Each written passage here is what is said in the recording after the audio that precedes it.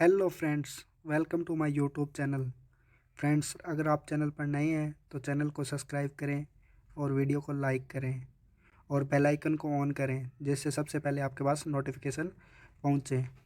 इस वीडियो में हम फ्रेंड्स जनरल अवेयरनेस के महत्वपूर्ण क्वेश्चंस करेंगे जो लगभग कम्पिटिटिव एग्ज़ाम में पूछे जाते हैं। उसका हम कम्प्लीटली डिटेल से उन क्वेश्चनों को करेंगे, तो आप इस वीडियो को अंत तक देखें। चलिए शुरू करते हैं बिना किसी देरी के। फर्स्ट क्वेश्चन क्या है? भारत में नवरोज उत्सव की स्थापना किसने की?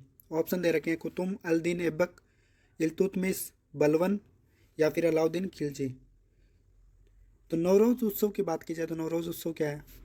ये फारसियों का नव वर्ष होता है, यानी फारसी नव वर्ष। ये कब से शुरू हिंदू कैलेंडर के हिसाब से कब आता है? मार्च में। और शुरू किसने किया था? बलबन ने इसको शुरू किया था। कुतुब अल दीन ऐबक की बात की जाए तो कुतुब अल दीन ऐबक कौन था? ये गुलाम वंश का संस्थापक था। गुलाम वंश क्यों कहा जाता है? क्योंकि ये मोहम्मद गोरी का गुलाम था। मोहम्मद गोरी के गुलाम होने के कारण इसे क्या, इसने कौन से वंश की स्थापना की? गुलाम वंश की। और इल्तुतमिश कौन था? इल्तुतमिश ऐबक का गुलाम था। इल्तुतमिश ऐबक का गुलाम। इल्तुतमिश किस लिए जाना जाता है? दिल्ली की स्थापना की थी। ये गुलाम वंश का संस्थापक होने के कारण इसने दिल्ली की स्थापना। और बलबन बलबन की बात की जाए तो बलबन था इल्तुतमिश का गुलाम और इसने नवरोज उत्सव की स्थापना भी की थी। साथ साथ में ये गुलाम वंश का सबसे शक्तिशाली शासक था।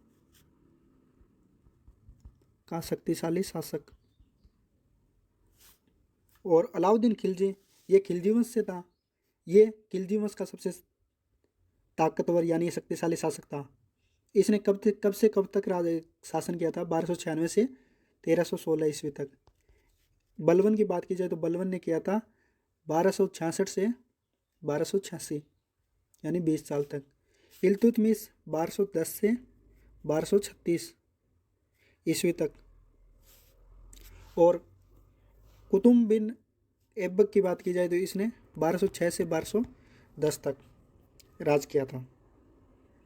चलिए नेक्स्ट क्वेश्चन क्या है? त्वरित चूने का रासायनिक नाम क्या है? ऑप्शन दे रखे हैं calcium carbonate, hydrogen sulphide, calcium oxide और सोडियम कार्बोनेट। सही ऑप्शन क्या होगा? सही ऑप्शन होगा कैल्शियम ऑक्साइड, यानी CaO।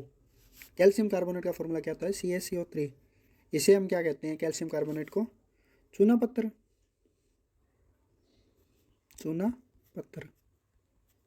और हाइड्रोजन सल्फाइड का फॉर्मूला क्या होता है? H2S। इसे क्या कहते हैं? सल्फेन।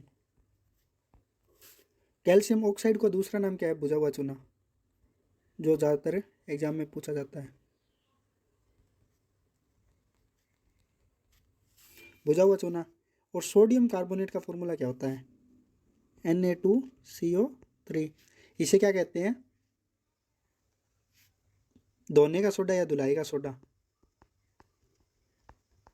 धुलाई का सोडा। चलिए नेक्स्ट क्वेश्चन क्या है? बंगाल का अंतिम गवर्नर जनरल कौन था? ऑप्शन की बात की जाए तो ऑप्शन क्या है? ऑकलैंड, हेस्टिंग्स, विलियम बेटिक और फिर कॉर्नवालिस। तो सही ऑप्शन क्या होगा? विलियम बेटिक बंगाल का अंतिम गवर्नर भी था और भारत का प्रथम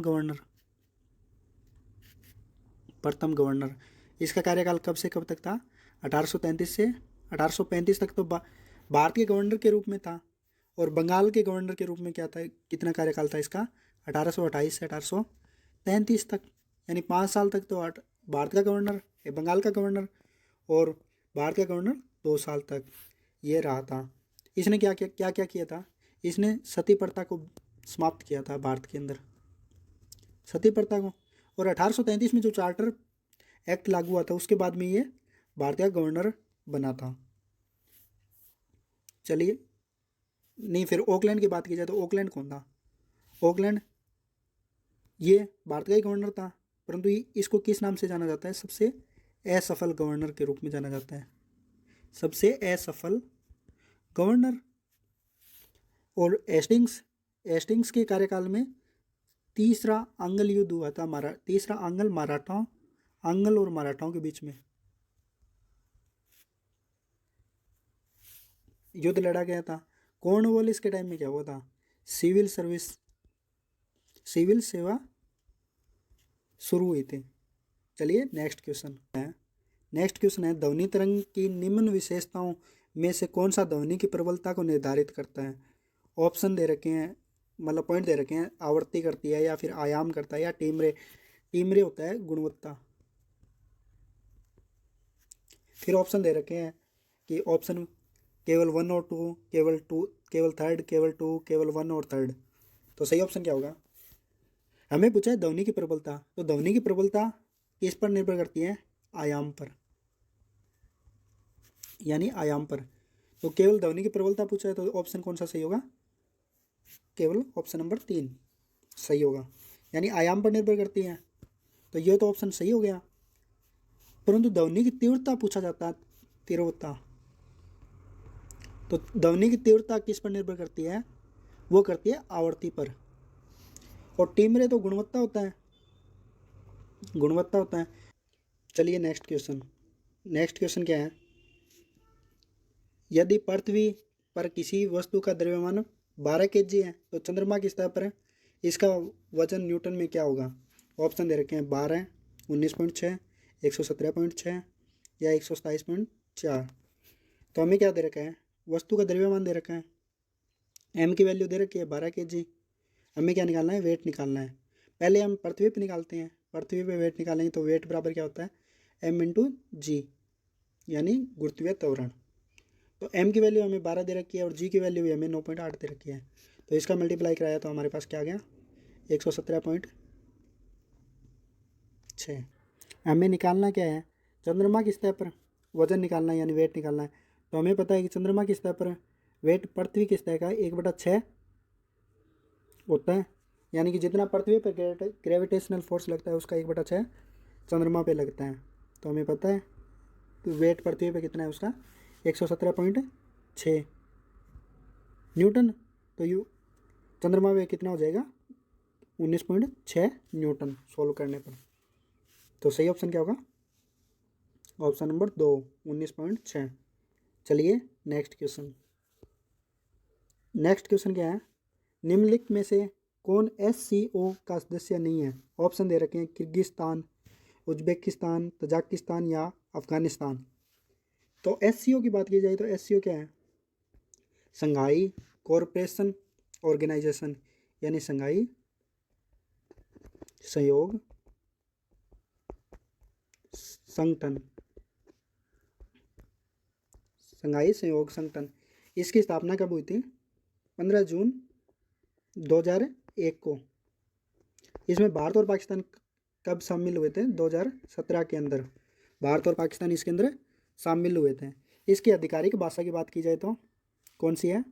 रूसी और चीनी। इसके अंदर 8 देश शामिल हैं। 8 देश की बात की जाए तो कौन कौन से देश शामिल हैं?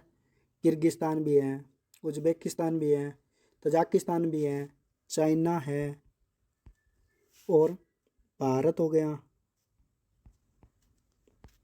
पाकिस्तान, रूस और कजाकिस्तान। कजाकिस्तान। तो फिर कौन सा देश बच गया जो इसका सदस्य नहीं है? इसका देश का सदस्य नहीं है, वो है SCO का अफगानिस्तान। अफगानिस्तान केवल इसका पर्यवेक्षक देशों की सूची में शामिल है, जिसमें 4 देश शामिल हैं। उसमें क्या है? अफगानिस्तान भी शामिल है, परंतु SCO का परमानेंट सदस्य नहीं है। अगर भारत का पूछा जाए तो भारत का हुआ शामिल इसके अंदर 2017 के अंदर। चलिए नेक्स्ट क्वेश्चन क्या है? निम्न में से कौन सा रोग रक्त में आयरन की कमी के कारण होता है? ऑप्शन दे रखे हैं hypokalaemia, hypoglycaemia, option number 3 anaemia, option number 4 Alzheimer. तो सही ऑप्शन क्या होगा? एनीमिया। एनीमिया किसकी कमी के कारण होता है? हीमोग्लोबिन या आयरन, क्योंकि हीमोग्लोबिन के अंदर ही आयरन पाया जाता है, उसकी कमी के कारण होता है। हाइपोक्लेमिया रोग के अंदर क्या होता है? हाइपोक्लेमिया रोग के अंदर होता है पोटेशियम के स्तर में कमी हो जाती है, में कमी। हाइपोग्लाइसीमिया रोग के अंदर क्या होता है? ग्लूकोज के स्तर में अत्यधिक कमी होती है, मतलब कमी होती है। और अल्जाइमर के अंदर क्या होता है? दो प्रोटीन बन जाते हैं, जिसके कारण जो प्रोटीन बनते हैं वो न्यूरॉन को क्या कर देते हैं? नष्ट कर देते हैं। न्यूरॉन के नष्ट होने के कारण हमारे पे क्या फ़र्क पड़ता है? हमारा मेमोरी लॉस हो जाता है, मेमोरी लॉस। और हमारे जो मानसिक जो कार्य होते हैं वो भी नष्ट हो जाते हैं, यानी हमारी याददाश्त चली जाती है एल्जाइमर के कारण। चलिए नेक्स्ट क्वेश्चन क्या है? सामान्य मानव शरीर कोशिका में गुणसूत्रों की संख्या कितनी होती है? ऑप्शन दे रखे हैं 43, 46, 45 और 44। तो कितने होते हैं मानव शरीर कोशिका में गुणसूत्र? 23 जोड़ी होते हैं, 23 जोड़ी। एक जोड़ी के अंदर कितने गुणसूत्र? 2। तो यानी कि कितने होंगे? 46। यानी महिला और पुरुष, मेल और फीमेल के अंदर, दोनों के अंदर ही 46 ही होते हैं, जिसमें से 44 तो सेम होते हैं और 2 गुणसूत्र जो दोनों के अलग अलग होते हैं। जो पुरुषों के अंदर तो XY होता है, महिलाओं के अंदर XX होता है। चलिए नेक्स्ट क्वेश्चन